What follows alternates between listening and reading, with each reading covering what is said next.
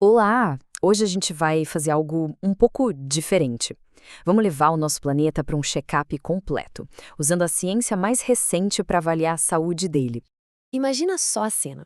Se a Terra fosse um paciente numa consulta, o que o prontuário diria?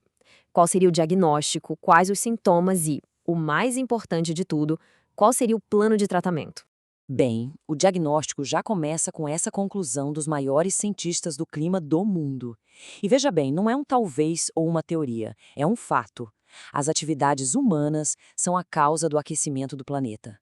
A palavra é essa mesma, inequívoco, ou seja, não há margem para dúvida.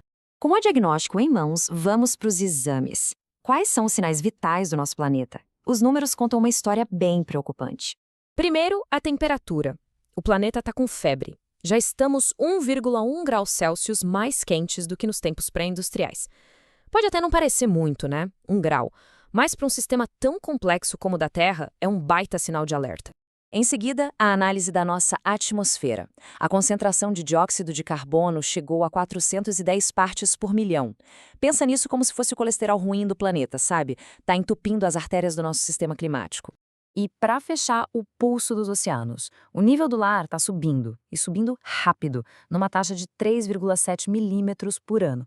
E isso é resultado direto do derretimento do gelo e da expansão da própria água do oceano conforme ela esquenta. E o que realmente impressiona quando a gente olha essa tabela é a escala de tempo. Não estamos falando de recordes dos últimos anos. A concentração de CO2 é a mais alta em 2 milhões de anos. A temperatura está subindo no ritmo mais rápido em 2 milênios. A gente entrou num território completamente novo para a história da humanidade. Então, o ponto crucial é este: um planeta doente leva a pessoas doentes. Os sinais vitais anormais da Terra se manifestam como sintomas muito reais e perigosos para a saúde humana no mundo todo. A Organização Mundial da Saúde projeta um número que assusta: cerca de 250 mil mortes a mais por ano entre 2030 e 2050, causadas diretamente pelas mudanças climáticas. E por que isso acontece? Bom, as colheitas falham, levando à desnutrição, temperaturas mais altas expandem o alcance de mosquitos que transmitem doenças como a malária, as enchentes contaminam a água, causando diarreia, e as ondas de calor extremo, essas se tornam cada vez mais letais. Mas o impacto vai muito além. A crise do clima é uma crise de saúde em todos os sentidos.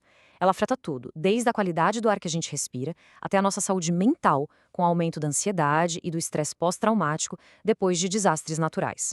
Essa balança aqui mostra uma das maiores injustiças desta crise. As comunidades que, historicamente, menos contribuíram para o problema são exatamente as que mais sofrem as consequências, especialmente na saúde. Ok, dado o diagnóstico e os sintomas, qual é o prognóstico a longo prazo para a sociedade? Um dos maiores impactos será na forma como e onde vivemos. O Banco Mundial projeta que, se nada for feito, até 216 milhões de pessoas podem se tornar migrantes climáticos internos até 2050. Isso mesmo, pessoas forçadas a deixar suas casas, não por uma guerra, mas pelo clima.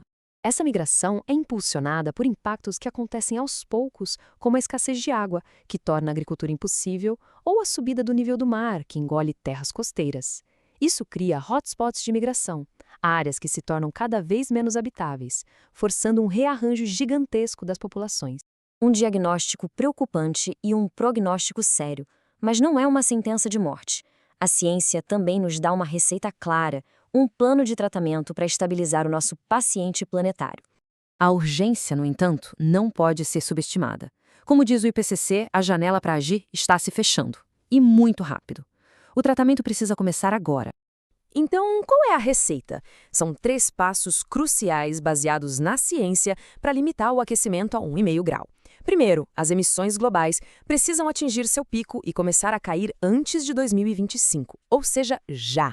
Segundo, precisamos cortá-las quase pela metade até 2030. E terceiro, chegar ao net zero, ou emissões líquidas zero, no início dos anos 2050. E o que isso quer dizer na prática? Uma transformação completa em toda a sociedade.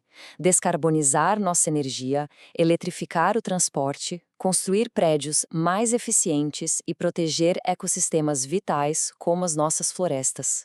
E isso nos leva à pergunta final: o check-up do planeta está completo? O diagnóstico é claro: Os sintomas são graves e a receita está em nossas mãos. A questão que fica é: vamos administrar o tratamento a tempo? A saúde do nosso planeta e a nossa depende da resposta.